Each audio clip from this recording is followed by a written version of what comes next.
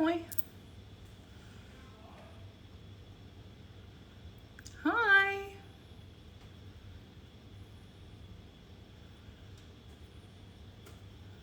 Hi, everybody. Hello. Hiya. Make sure my volume's up. How are we all? Are we good? Hi, lovelies. What do we know? What do we know? What's the goss? Tell me everything. All right. Hope everyone's well. Happy Sunday night. Looking forward to this.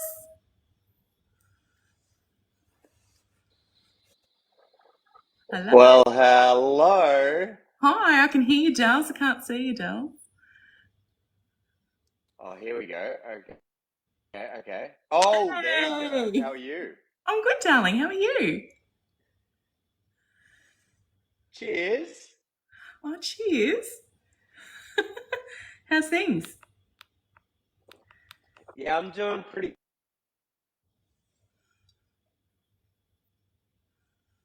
Oh, no. good. Oh, Um, Remy to the zoo today, which was kind of fun. He's with meerkats, and his meerkat soft toy is his best one. Hey, I just saw I've got a poor connection. Can you hear me crystal clear, or should I disconnect from the Wi-Fi um, maybe?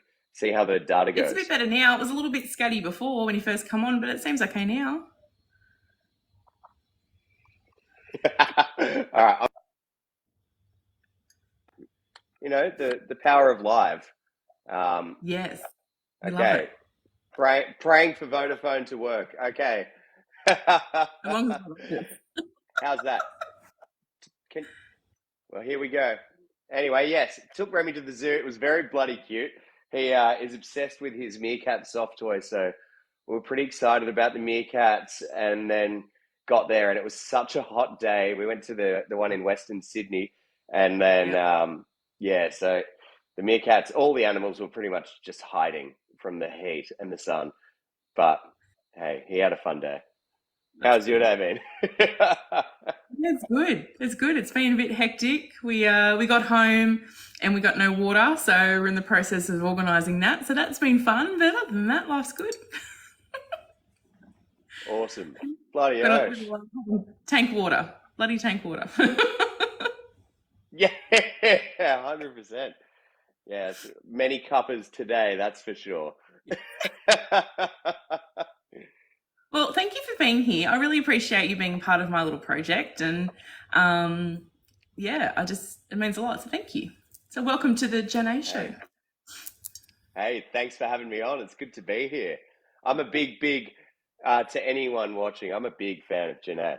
And it's kind of exciting because we got to meet each other for the first time. I got to go out to her farm and meet Jennifer Lopez, her chicken, uh, amongst many other chickens with equally, if not better, names. What are the other chickens' names? We had Oprah Henfrey. Um, Yeah. there was Feather Locklear. Um, Oh, yes. we had Yoko Ono. Uh, and Yes, Yoko Ono. who else was there? I'm obsessed with every type of dad joke in the world since becoming a dad. I'm wrapped and I'm hooked on them all. They're And a bit. especially because our cat's name is Cat Damon. Sorry, I didn't mean to. This bloody Vodafone latency. But yeah, Cat Damon. I actually almost got a chance to meet Matt Damon. He was standing a meter away from me, and my mate Jack. It was at a party in Byron. Very hilarious. And my mate Jack was like, "You should go up and say to to Matt Damon that you've got a cat called Cat Damon." And I was like, "Yeah, that's sick." Like if Janae ever met Jennifer Lopez, she would definitely that'd be the intro. She would go up and say, "Hey, big fan of you, as is the farm. We've got chickens called Jennifer Lopez." Like it would be totally normal. And so I I don't. walked up. I So, think you might think I was a crazy person and be like, "Look, like security." well, I'm not going to lie. When I got within, like, So we're about 4 or 5 meters away, and Matt and my mate Jack goes, "Yeah, just go for it. He's gonna love it." And it's good icebreaker, you know. And I'm like, "Yeah, yeah," and he's a lovely guy. And I start walking over, and say you are Matt Damon. I walk up, and he opens his shoulders to me a little bit, like sort of invites me to say hello. And I walk up, and I go, and in my head, I go, "He doesn't care about your cat being called Cat Damon." And then I just walk up, and I go, "Hey," and just kept walking, went shoot straight past. Oh my god, it was so embarrassing. I turn around and Jack is going, "Oh, terrible." Oh dearie. Who's the most Oh. famous person you've met in your escapades of since being famous rock star that you are? That's, I don't know. Well, the guy whose party it was also is an actor, along with Matt, and he's pretty well known, I guess. He plays a little role in a small series. He plays a guy called Thor. Does it rhyme with Schmemsworth? Yeah, but I reckon he would be probably not even by a little bit. He would probably be the most by a big mile that I've ever met. Is he lovely in person? Like, is he very kind? He seems kind. Really kind. Yeah, as was his brother. Both of his brothers, extremely kind in person. And Oh, I, I felt weird being there to be honest, but they made me feel really welcome. By the way, I wasn't there as a friend. I was there as the help. I was the DJ. yeah, right. That's a pretty cool gig. It was pretty surreal. Yeah, Yeah, right. getting to be there felt just ridiculous. I didn't feel worthy at any given minute, but I certainly made myself known. It's good. So you should uh, take every opportunity, especially at something like that, for I sure. know. It just felt crazy. I'm like, what the hell? What's going on here? This is ridiculous. Have you done the other gigs for celebrities and stuff? Um, no, not really. Actually, another. See, they all bloody live in Byron. Another one was a surfer called Owen Wright, and I would officially call one of my favorite people in the world.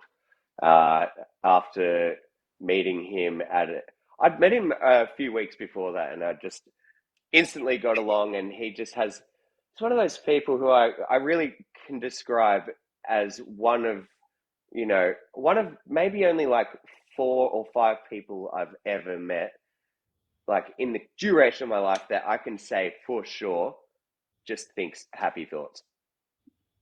That's really lovely. It's insane. He's a beaming ray of sunshine. And I just read his book actually. He just released his book, and I didn't realize how the extent of what he went through. He had this crazy head knock, and was unable to like even walk afterwards or do anything for like 3 or 4 years. And then he really kind of had to start again, and then ended up going to the Olympics and winning like a bloody medal. And it was like Yeah, to right. come back from like completely debilitated to then going and winning a medal at the Olympics. It's like and then to meet him as well and just see that kind of someone who's been through a journey like that and have such beautiful inner thoughts, and just the I don't know, it's Yeah, I, that's I really interesting. love that stuff. I love that stuff. Going through something like that could really just completely throw you the other way, couldn't it? Like, like Yeah. completely throw you into a different position where it's hard to find a bit of light again, isn't it? Eh? Yeah, if you spent, 8 months staring at a ceiling of a hospital, you'd probably, personally, I would be the sourest person in the planet, and I would demand everything from everyone and hate every. I don't know how you could, he, but the complete opposite happened to him. It's insane. Yeah, right. Power of the mind, hey? The power of the mind. Mm. Yeah. So I want to start back at the beginning a little bit. So I want to know. So for those who don't know, there's two members of Peking Duck. We've got, of course, Reuben Styles, and we've got Adam Hyde. So how did you and Adam meet? So Adam and I met when we were 14 years old at the skate park in Canberra. Yeah, right. We might have been 13, might have been 14. It was about year eight. And, and we went to this, we went to, because it was a brand new skate park in Civic in Canberra. And I noticed him and I was like, oh my God, I know who that guy is because I had been dating someone that he then started dating, and maybe we were dating her at the same time. There might have been a bit of crossover. So, so I went up and I was like, I can't just spend the day here skating and not say something. So I went up and I'm like, "Are you Adam Hyde?" And he goes, "You're Reuben Styles, aren't you?" And I'm like, "Yeah, dude. How you doing?" He goes, "Bro, I've always wanted to be here." And I'm like, "Yeah, dude." And then we spoke about our mutual uh, friend, and we were like, because by then I think neither of us were dating her. So we just were like, "Oh, dude, amazing! How crazy is that?" And I'm like, pretty sure, she was probably dating us at the same time. And one of those situations where we're like immediately best friends. It was so bizarre, and since then, still to this day, like 20 years later, we're still best mates. It's so funny. And then yeah, I guess at the skate park, it was like we were throwing down over, he was a skateboarder and I was a rollerblader, which famously back then especially would never be seen dead together. And so I had to really, you know, I had to prove my worth amongst his skateboarder friends because Gotcha. rollerbladers loved skateboarders, but not so much the other way around back then. Um, and so I had to really push myself to some silly limits when it came to rollerblading. Um, and so I got really good really fast, and I had balls. I had some big stacks and like broke many bones, but it was the funnest time of my life. And then we realized we were both way more interested in guitars than we were in skating, and then started like hanging out and at parties. Like, say this was a party right now, we would both just straight away go find whoever's house it was, find their guitar, and just show each other the Metallica solos we'd just been learning, and pretty much we just broke down on everything music related. And then to the point where by the end of year 10, he was like, "Man, I'm not going to go to," like, he was in year 7 till 12 school, but all the public schools in Canberra go 7 till 10. And then there's a whole different school for year 11 and 12. So I was, on my public schooling route. I grew up in government housing, by the way. So it's not like private school was really on the cards anyway. And so he had his school, which, although it was a private school, no one that went there had, private school persona. It was very relaxed. And so he just was like, "Screw it, I'm gonna go to this. I'm gonna join you at Dixon College for year 11 and 12." Which, by the way, fun fact: Jackie Chan attended Dixon College for like 3 months because his parents owned a restaurant in Dixon. Oh, Um, there you go. so so public schools are pretty cool too. Um, uh, and then we went to school together. We started jamming, and Dixon College at the time had like a bunch of rooms you could use during recess and lunch, and sometimes on lines off. And we could use those spaces to, oh, nice. Remy is asleep. And we'd get to use those rooms at like during pretty much every spare second we had. We'd go into one of those jam rooms and we'd write music, we'd make hip hop beats, and we'd jam guitars and sometimes just listen to music. And it Yeah. became so, so fun. And Adam was in a bunch of hip hop crews at the time, and I was in a bunch of random indie rock bands, but we never really had any projects together. We just loved riffing together and jamming. And then when we turned 18, we there was a nightclub called Lot 33 at the time in Canberra, and that had it was like a 200-person nightclub, and they had Dead Mouse in there, they had Skrillex in there, and all sorts of crazy names in this tiny room. And we went there, and it was so cool. We were like, okay, electronic music is it just me or is it kind of dope? And Adam's like, man, it's kind of sick. And then we discovered a whole new world because before that, all we knew was like Fetty Legrand, like and Ian Carey, Baby Get Shaky, and some of the the more poppy songs that we didn't really care much for. And then when we discovered there's a full world of electronic underground, we were like, wow, this is crazy, and became so obsessed. And so the first songs that we had kind of ready to go, it kind of all sounded like weird underground thrash electro. Um, and then, does the mug say Jennaaayy? I was thinking that myself. Thank you, Miss Mandarin, for saying that because I want it. Yes, it does.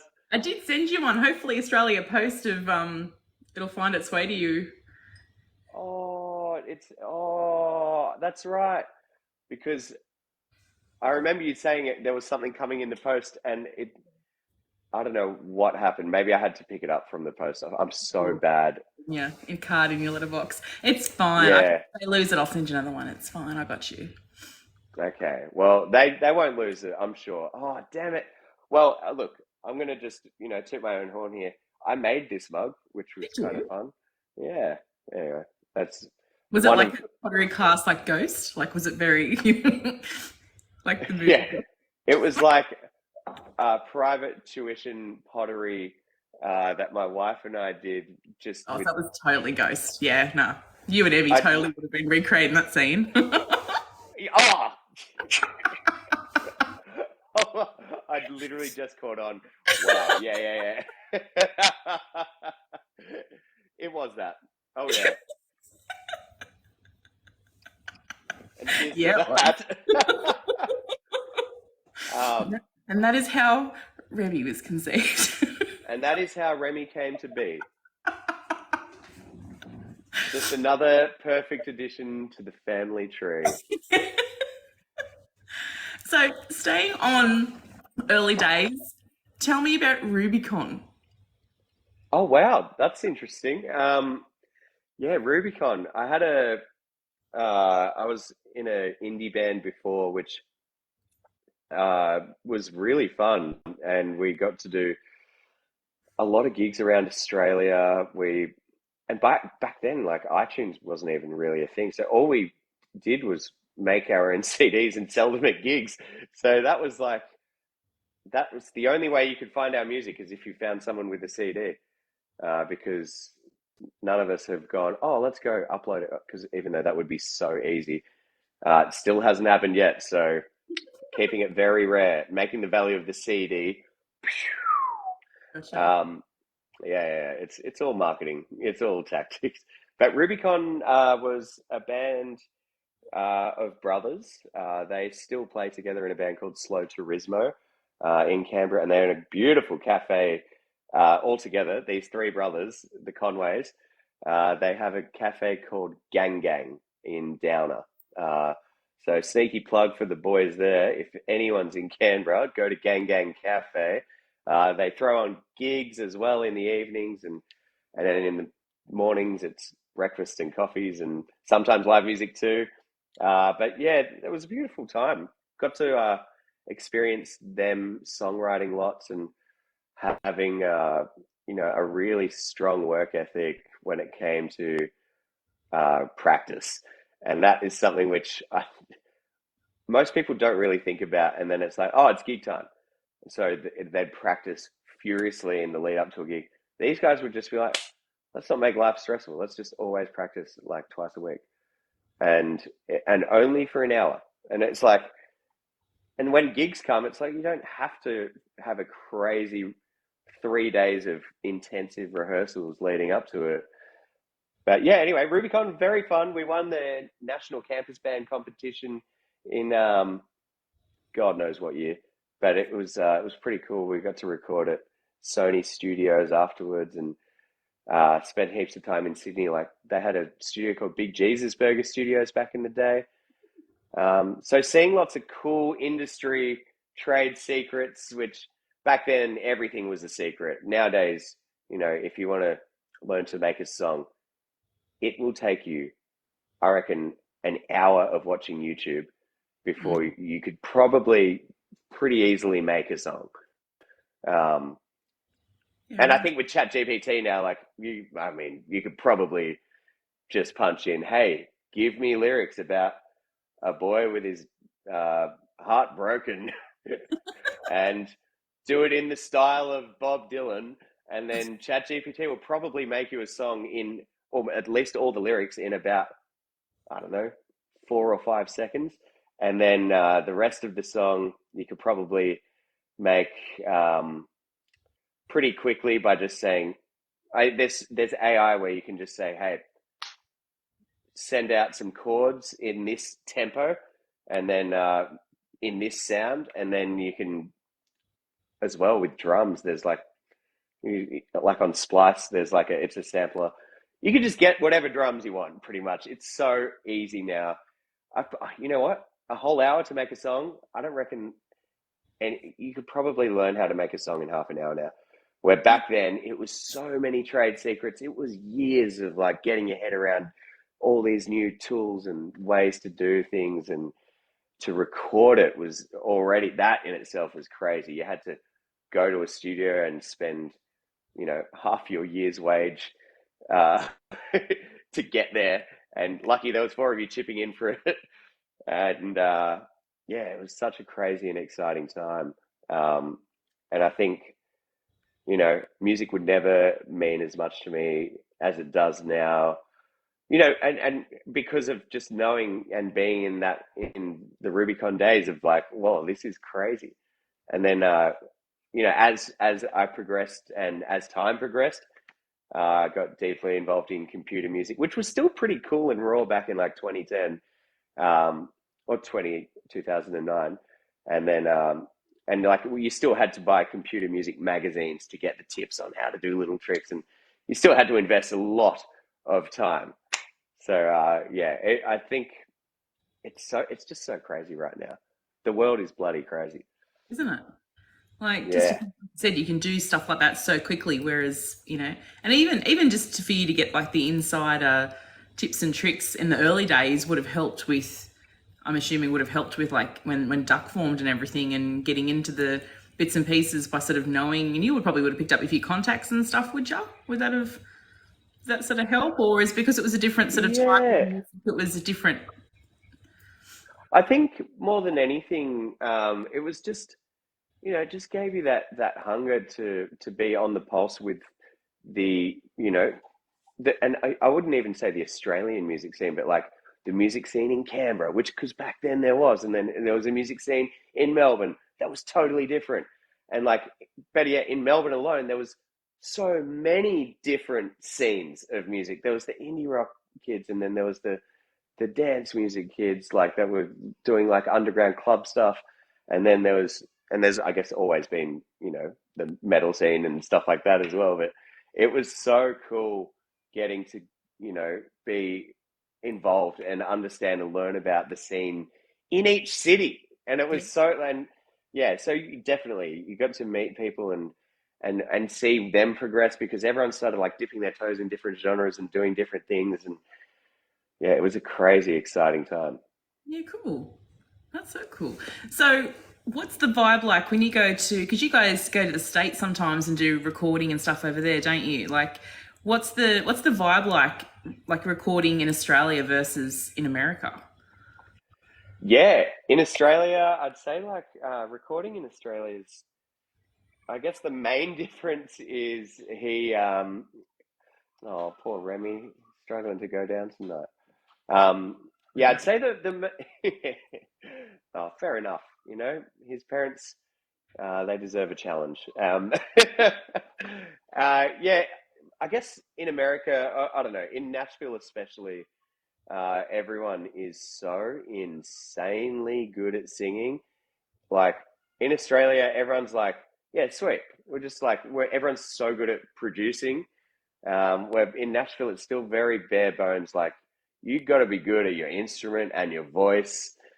Uh, I think over here, everyone's really good at just like, yeah, sweet, slap on a bit of tune, like a bit of auto tune and a bit of this, bit of that, and then you can focus more on the, maybe the creativity. You can focus more on artistry and, dare I say it, like, building your TikTok, for example. Over there, it's about playing a show a day pretty much and recording like 8 hours a day.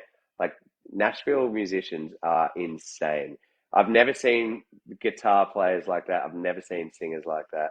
And it's everyone. Everyone is just 100 out, like literally 100 out of 100 at Yeah. music, and so it's kind of daunting in a way too, because it's like, wow, uh, I really didn't put in enough time into my trade here, did I?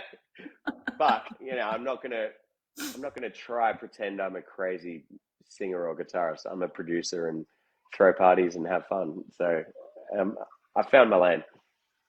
Eventually, I love it.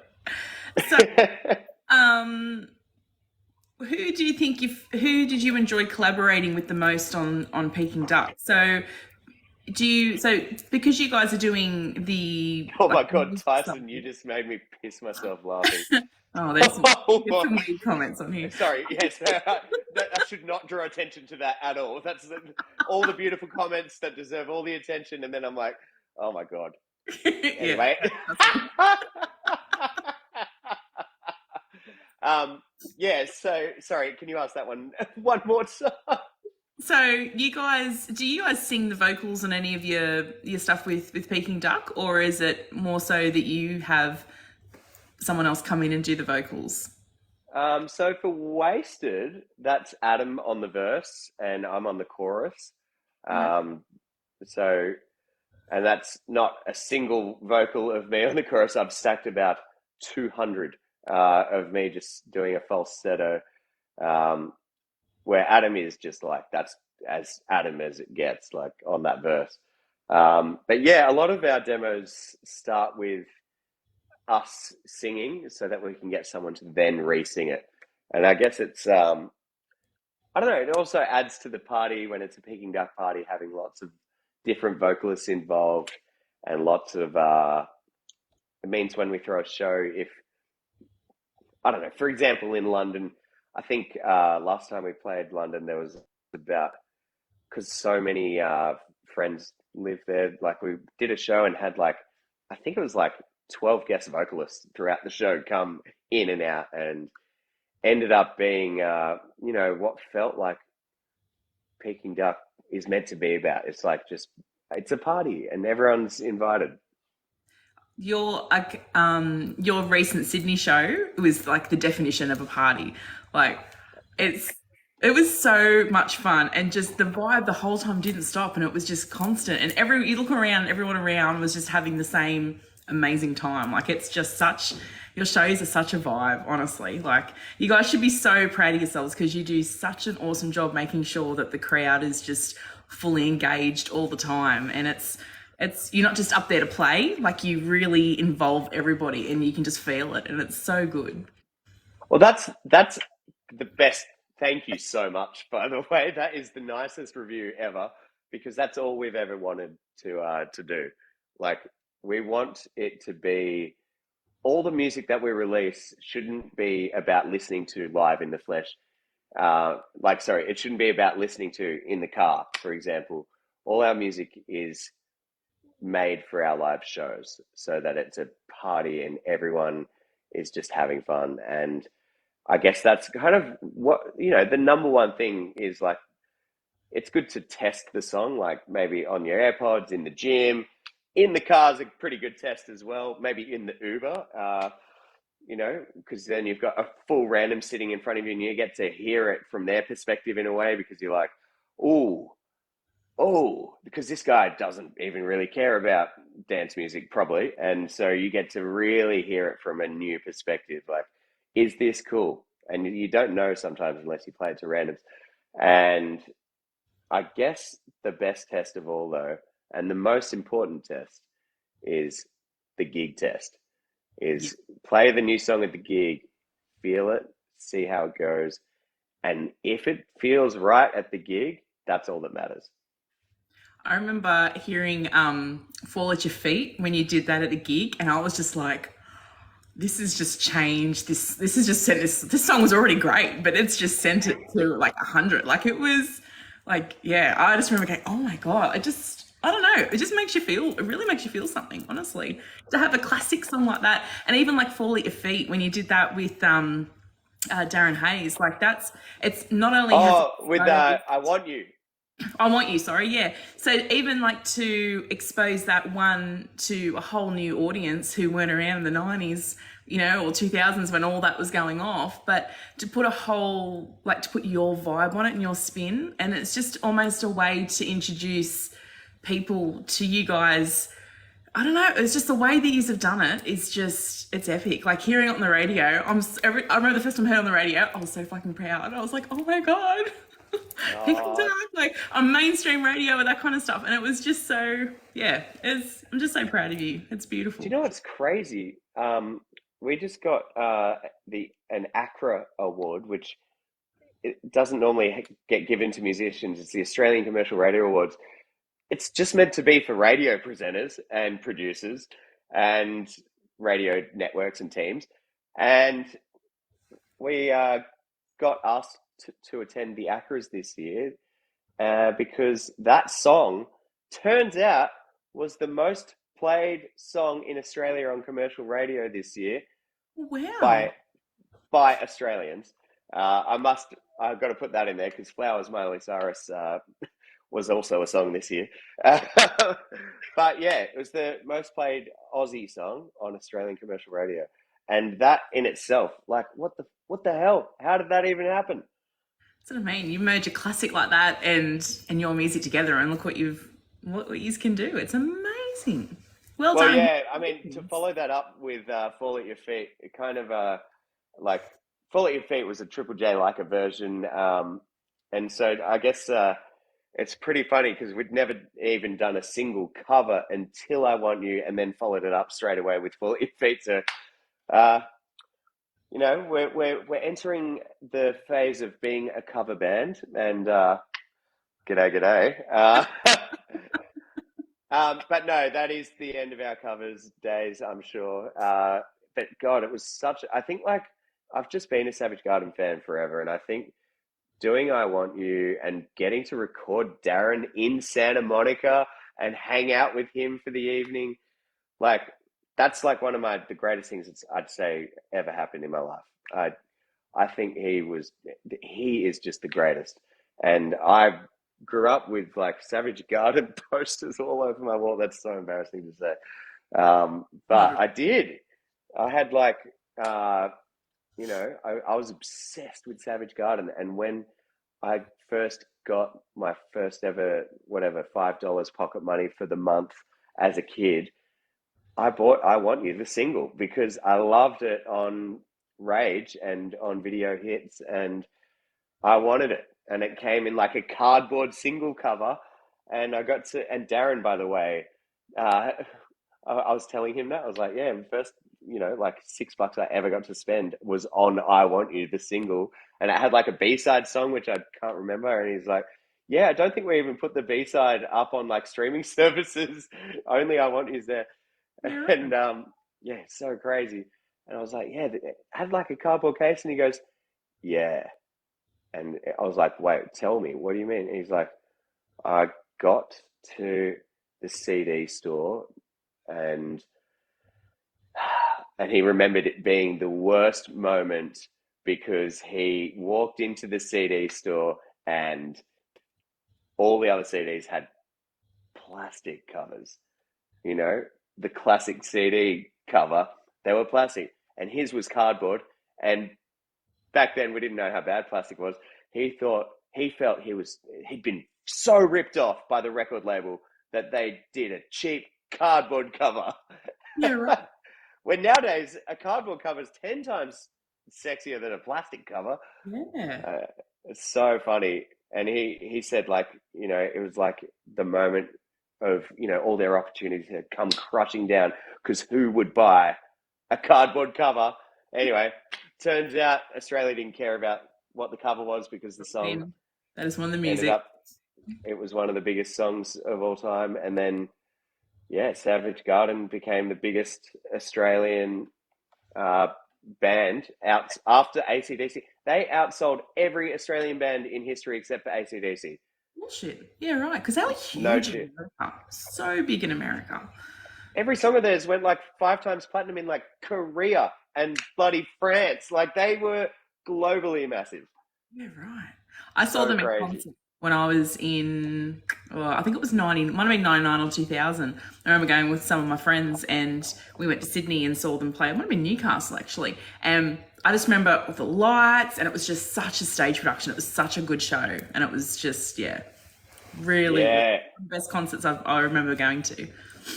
Wow. And how crazy, like to think that if it was 2000, it might have been like one of their very last concerts Probably, as yeah. Savage Garden Yeah. because believe it or not, although they outsold every band in history of Australia, they their whole career as Savage Garden went from 1997 till 1999, um, and then in 2000 they had like a couple of shows, and then that was it. Yeah. So I Yeah, like crazy. for a 2.5 year career to be that big, That holy dooly, yeah. that is crazy. That's like insane.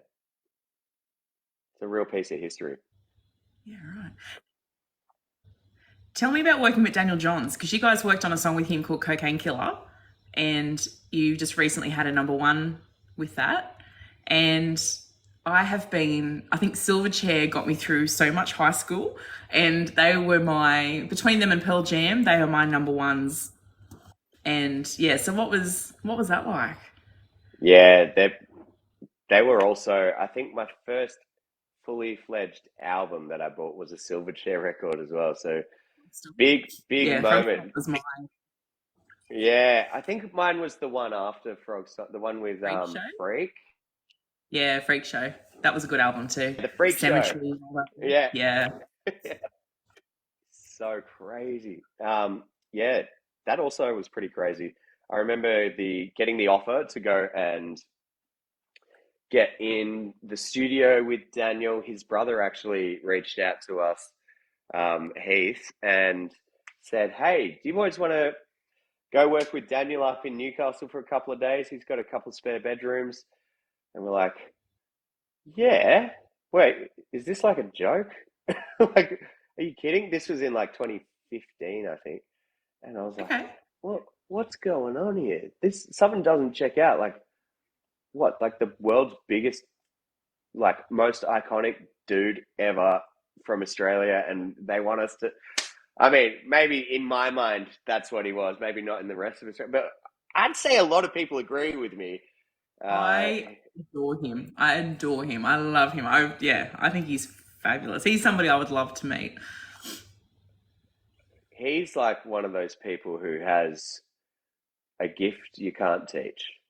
Like, and that he's like, I guess, like in a way, kind of Neil Finn does as well. Like, he's the greatest songwriter, I guess, probably of the ANZ collective. Don't want to claim him as an Aussie like we all do. Uh, but, Daniel, he's got the je ne sais quoi. That's someone with real X factor, with something no one could ever teach. And I think he's in a league of his own. And Mm.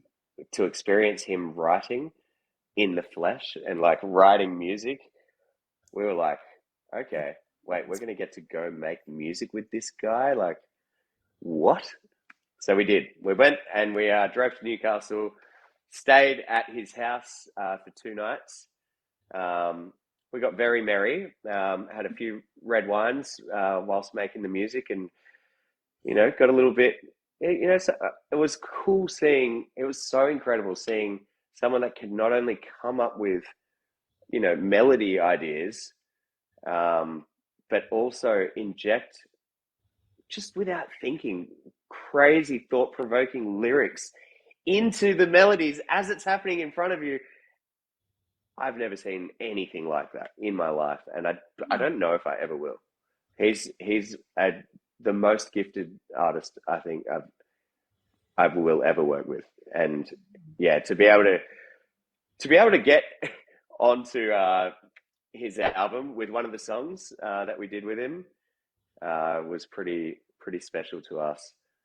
Um, and so yeah, and then turns out the album went number one, and nothing we've worked on has hit number one before except for that. So we got our first ever number one, baby. Yeah, congratulations. Well done. Well done.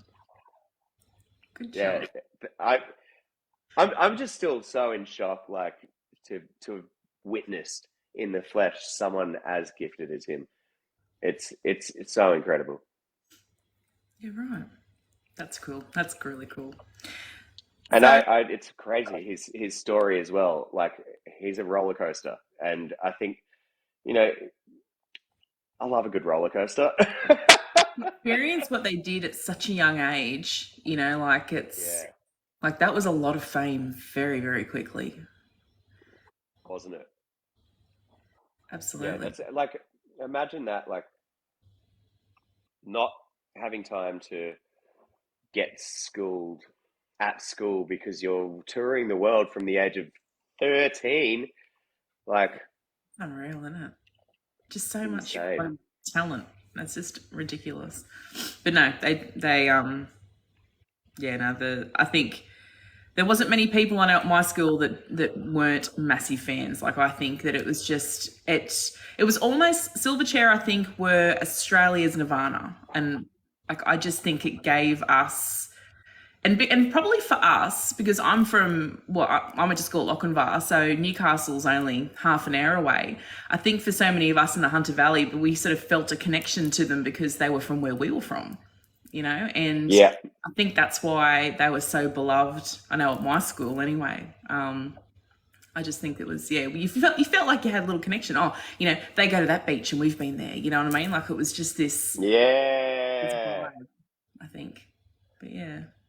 But I mean, I guess like I felt that from Canberra because there's an Australian that's doing all the biggest festivals in the world, Yep. and it's like overseas they are crushing, and so I even felt like, hey, anyone can do anything, can't they? And it Absolutely. felt special for me. I can't imagine how special it would feel for everyone in the Hunter region in Newcastle. That's insane.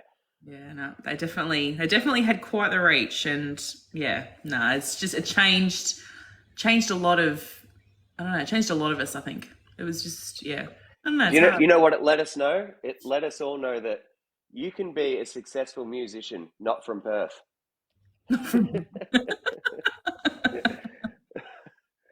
Because until Silverchair, the only bands that got big from Australia were all from Perth.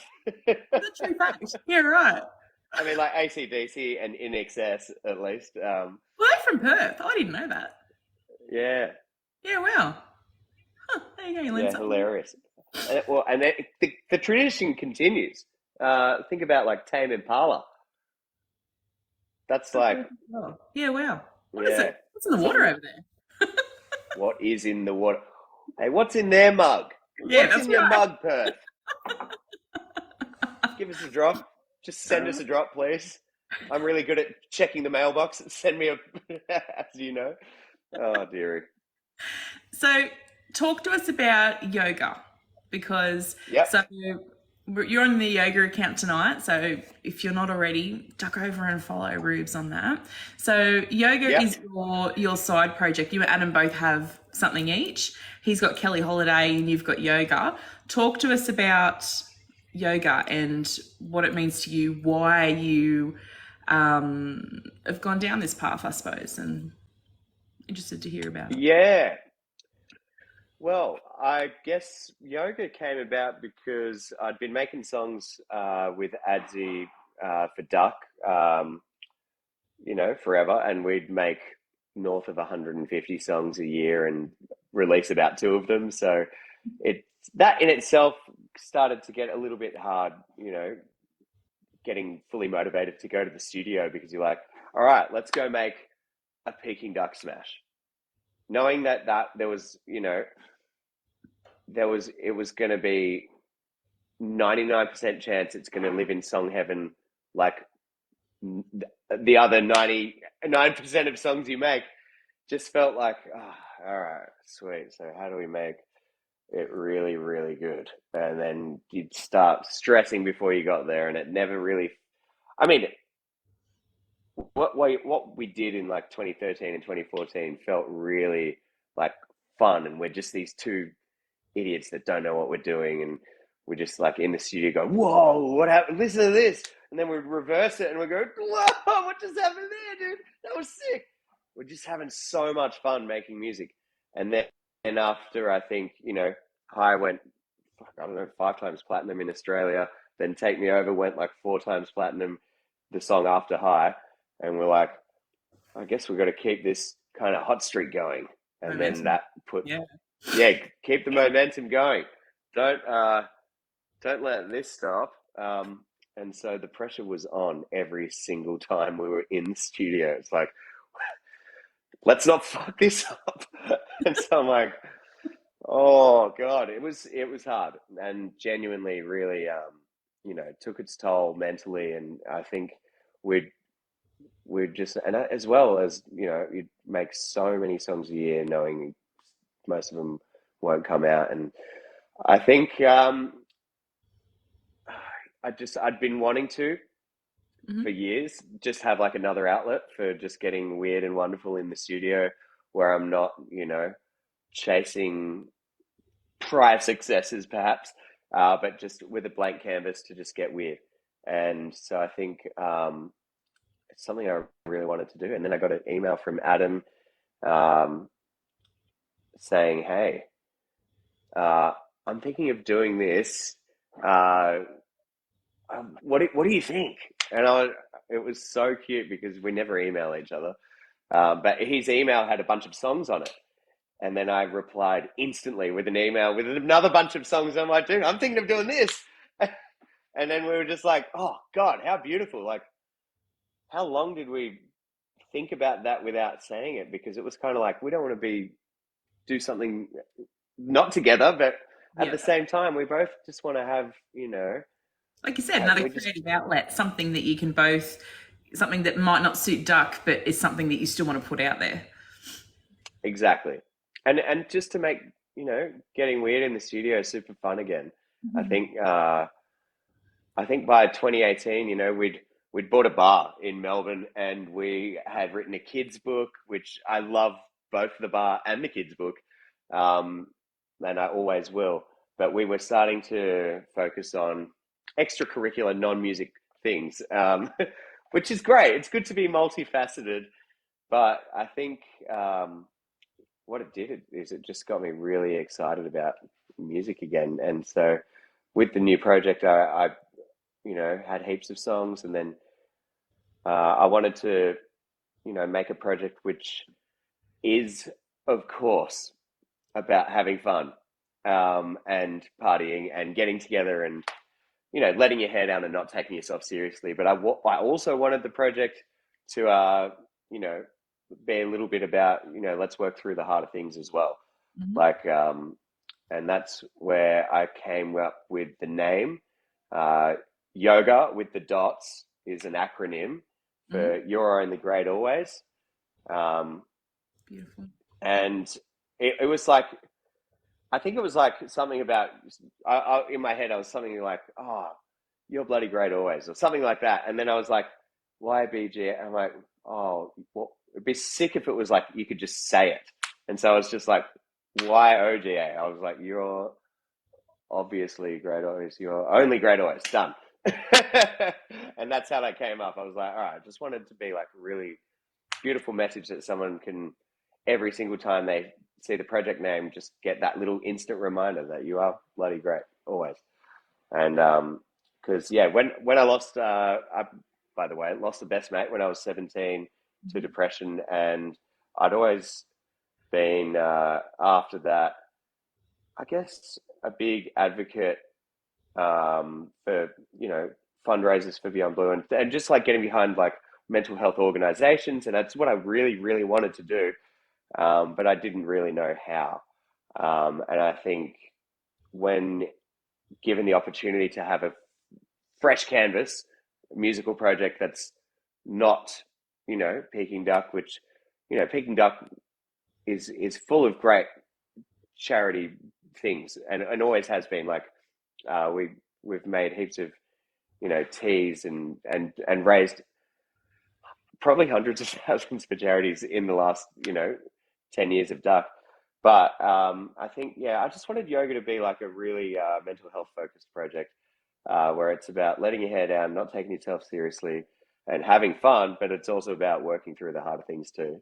And I And think exactly, and using your voice, talking about it, not just keeping it all inside too. It does, and it encourages people to talk. And I think you being a young Aussie bloke, being so passionate about mental health, and you've got your mental health stories that you do on Instagram, and like that's a big deal. Like you are known within Australia, and seeing, for younger blokes in particular, seeing someone like you being open and having these discussions and talking about mental health is amazing, because there are so many who, probably have grown up with generations telling them that, you'll be right, mate, get over it, you're tough, blah, blah, blah.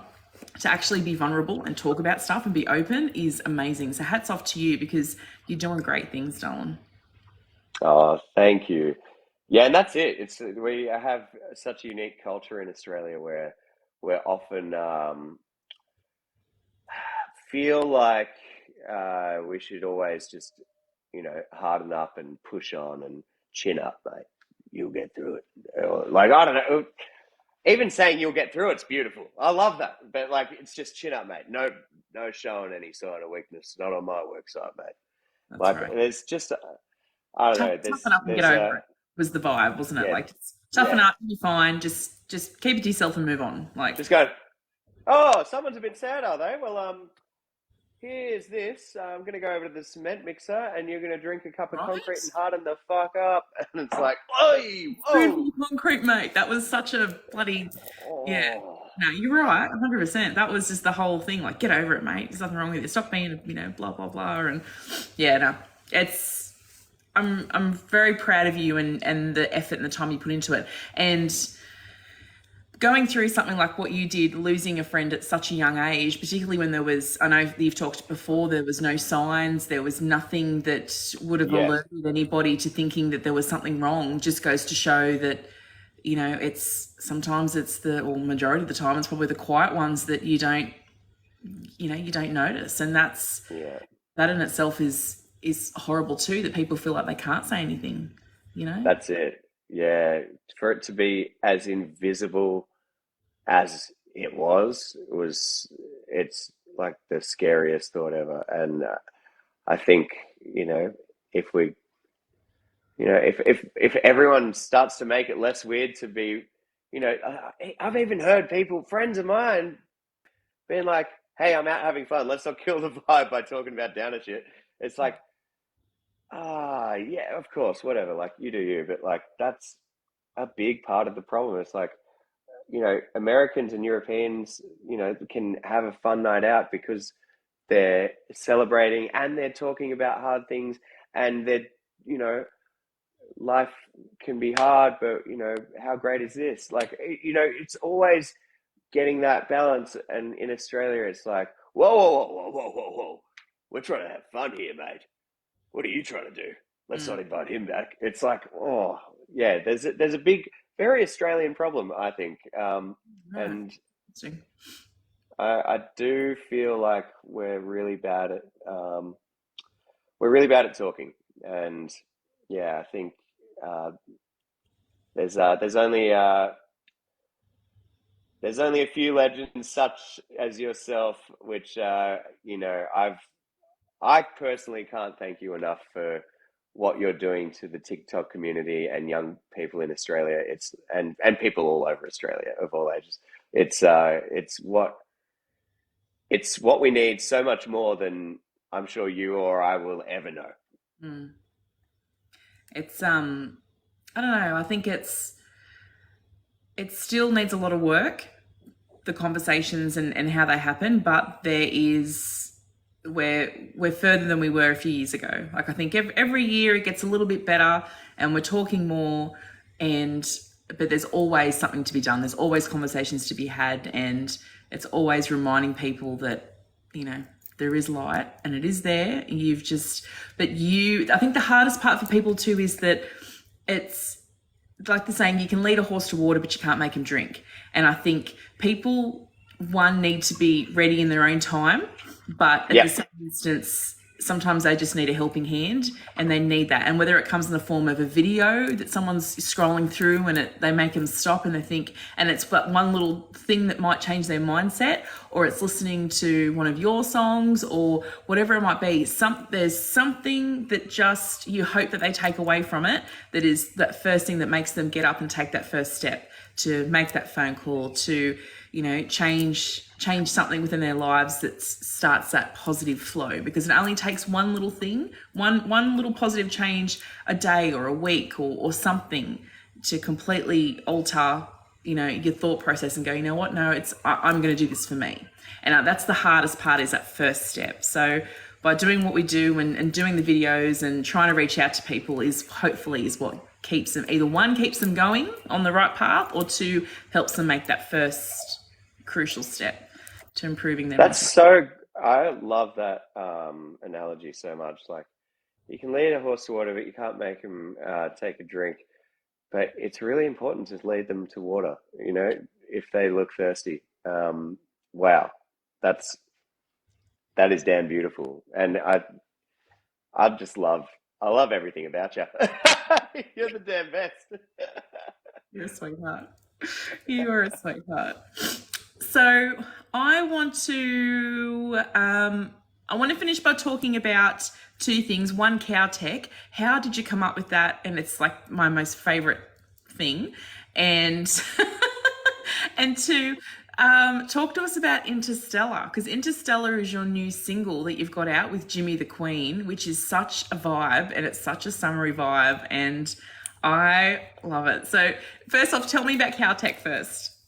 Okay, well, Cowtech, I guess, was just initially just sort of created off the Caltex logo, where it was just like a star in the middle. I can't make a star, but and then it was like cow star tech and cowboy techno essentially. Gotcha. Uh, um, so techno with a bit of a boot scooting vibe. Um, and so I started doing remixes and putting in like banjos and yodeling and all sorts of silly stuff and making it feel like, all right, cool. It's like a techno song with a banjo and a yodel, and I Yodel. started like testing them out in sets, and you know, putting some twang guitars in there, going doing doing, like also a little bit inspired by every massive song in a Tarantino film. Um, so all the good, the bad, the ugly, the wah wah wah. Yeah, I love it. I love it. So I thought it just, you know, there's nothing that screams, you know, fun more than like, I don't know, a boot scooting boogie in a bloody barn where everyone's just getting crazy. Absolutely. And and so I think it just felt like something I was a little bit drawn to, and I started doing a bunch of silly remixes, and most of them I haven't even like put online, and they're just at my live Caltech DJ sets. Um, but now I've started trickling a few onto SoundCloud and putting them up for free download, and I think that's a really fun way to share some of the edits with the world, because they're so DJable, and so many mates that are DJs that I've just been sending sneaky ones to are just like, dude, this goes off. You should start putting, and they all tell me I should start putting them on SoundCloud. I'm like, all right, next year is the year of Caltech, and I'm going to be Yes. Yes. 2024. Just it's going to be a stupid level of remixes going up. Every single week, I'll put a new one up, I think. Because when you were here, I think didn't Joe have the tractor going and you were like sampling bits of the tractor and stuff for like some of the sounds and you got the chickens. Yeah, yeah, 100%. That you know what? I need to make a video of that because that's going to go hard. That was such a fun day. So for those who don't know, Yeah, Rubes came out and we met. He come to my house and we hung out and we made cocktails and we just talked about all kinds of stuff, to mental health and music, and it was such an amazing day. It was such a it good was day. the best. And it was one of those days where, like, even if it sprinkled like a little bit, it was just that perfect amount to just Yeah, feel like, you know, when it rains, but you're in it and it's perfect. yeah. uh, Good. one of the best days ever. Yeah, let's definitely get the tractor samples into a techno track ASAP. For sure. Well, it'll fit totally in line with your 2024 cow tech thing. It'll be. There he is. Can I bring him in just to Yeah. say hello? Remy, Rem. This is the man that refuses to sleep right now. Hey, Say buddy. hello. Yeah. He's like, yes, I'm not being told to sleep right now. As you said, you can take a horse to the water, but you can't tell him to drink it. You can take Remy to bed. Doesn't mean he's going to use it and sleep. Say Say hi. Hey, buddy. hello. Hey, Say buddy. hello. Oh, look at that smile. You're cheeky. You're He is cheeky. cheeky. He's cheeky. Uh, so how did you meet Jimmy the Queen in Interstellar? Tell me about that. That's so fun. um, well, Interstellar. Oh, I love you. All right. Interstellar. He's saying bye. Oh. Um, so yeah, we I got a call from Jimmy's partner, Anthony, and Anthony was he just goes, Rubes, mate, because I've been mates with him for years, and Anthony goes, Rubes, mate, I just want to pick your brain about the music industry. And I'm like, what? What do you? Yeah, whatever. I'm like, sure. Like, just ask. You don't have to say if you give me a preempt. Like, just ask me anything, mate. And he's like, is it cool if I buzz you? And I'm like, yeah, sure, just buzz me. And then he's like, starts telling me like Jimmy's making music, and I knew Jimmy the Queen was a finalist in The Voice a couple of years ago, and Oh, I didn't Jimmy know can, that. yeah, and Jimmy can sing Yes. real well. So so I was pretty excited. I was like, mate, send me the demos. I want to listen. And he sent me the demos, and I immediately replied with a Caltech remix of one of them. And then I said, mate, what do you think of this cheeky remix for the remix pack? And he goes, this is great. And I go, but all jokes aside, when are we getting in the studio? I'm free Tuesday next week. And he's like, Jimmy's coming to Sydney Tuesday next week. Let's do this. And within 3 days later, we were in the studio, and Jimmy called me beforehand and said, hey, Rubes, just wanted to tell you before I get there, I've never gotten into a studio without something written. And I'm like, mate, that's the best news ever. It means there's no pressure to outperform the last songwriting session in the studio because you've never had one. And he goes, and he goes, okay, cool, sounds good. And then he got there, and then we both realized, you know, we love, you know, cowboy disco kind of vibes, and started like listening to all Jimmy's favorite tracks, and then I started playing some of my favorites, and we started feeling where our middle ground was musically and stylistically, and then and so we just dived into it, and Jimmy, halfway through the session when we had some melody ideas but wanted to figure out some words, uh, we both realized we're both very big fans of putting forward positive mental health messages, and so Jimmy was like, why don't we, you know instead of saying, oh, you need help or whatever, like, he's like, why don't Jimmy's like, why don't we make it just about lifting each other up and togetherness? I'm like, perfect. And I think I referenced something like the Beatles song, like, help, I need somebody help, just anybody. Beautiful song, showing vulnerability. And Jimmy's like, let's like just lift each other up and like have the song about together we're interstellar. And I was like, whoa, all right, whoa, stop the boat there. Stop Together talking, stop interstellar. talking, I'm yeah. like, okay, this is hot. And so it just went down that road of like, really saying that, it's important to lift each other up and help each other. And I think it was one of the funnest songwriting sessions I've ever had, because when it feels right and no one's fighting it, it's like we were just having fun. And I was like, oh, we could have like a little, I don't know, whistle in the disco section. And then he's like, yeah, like Gimme Gimme, the ABBA song. I'm like, yeah. And he's like, yeah, that's like a tin whistle. I nerded out on how they made that song. I'm like, oh, sick, let's figure that out. And we just like agreed on everything, and like it was so cool. And Jimmy brought so much to the table. I can't play keys or piano.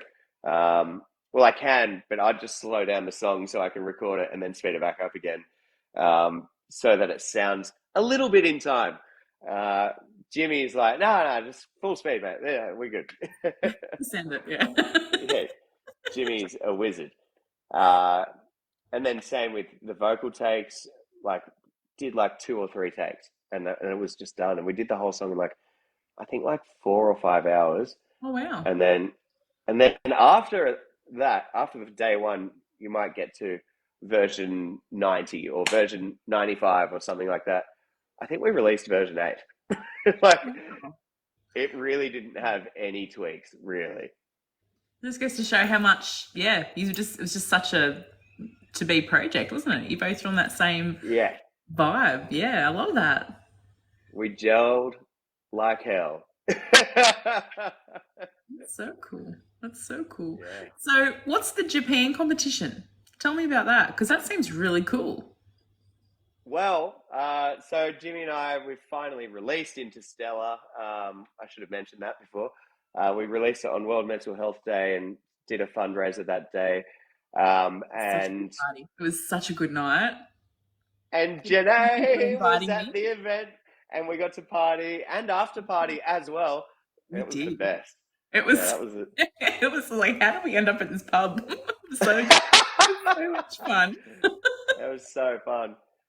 So what we decided was, well, we've realized Jimmy and Yoga both booked to play Snow Machine Japan. And I was like, this is sick. Like, can we do something about this? Like, and promote the single somehow? And so we're like, Jimmy was like, yeah, why don't we just fly someone over? And I was like, yeah, sweet. Let's fly someone and their best mate over to Japan.